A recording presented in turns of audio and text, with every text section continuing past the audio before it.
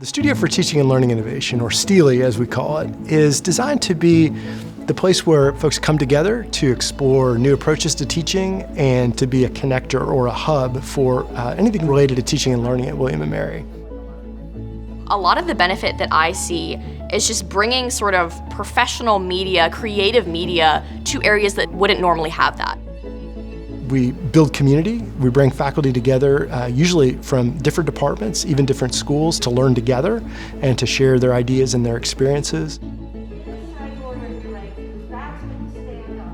In the arts and frankly in life, you can talk about it or you can do it. What I appreciate about STLI is this is a resource for doing.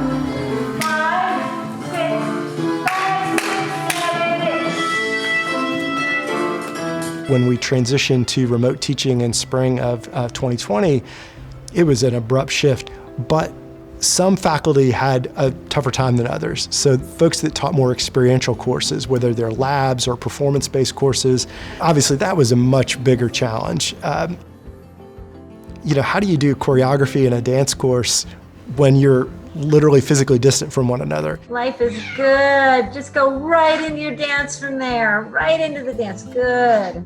Joan wanted to lean into those constraints and did an amazing performance where students started out dancing and connecting with one another remotely from their dorm rooms or from home until the point where they could literally come through the camera onto the stage at the Kimball Theater to perform together. My thought was, since I can't have the dancers moving through the space or touching each other, the camera is what will move. The angles is where we'll get that dynamic sensibility.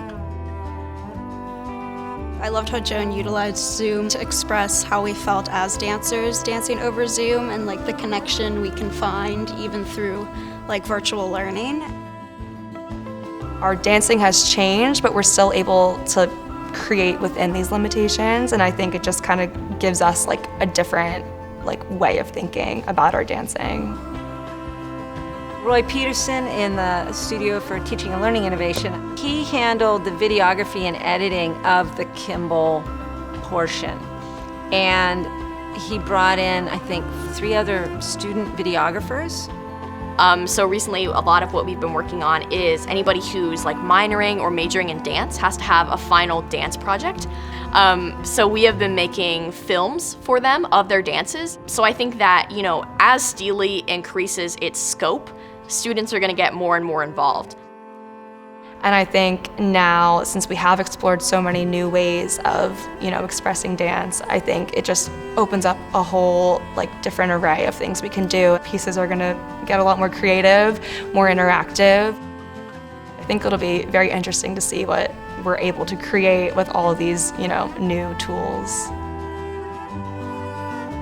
I'm interested in film and hoping to go into media and entertainment, so this was a really great experience getting used to the production side of it. So it was really awesome to see how we could be a part of the whole process, not just necessarily dancing or just choreographing, but really helping create it mechanically too.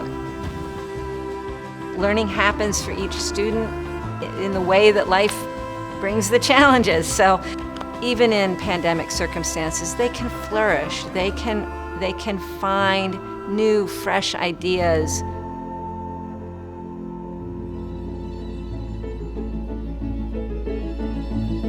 Good things are happening because we are thinking in fresh ways.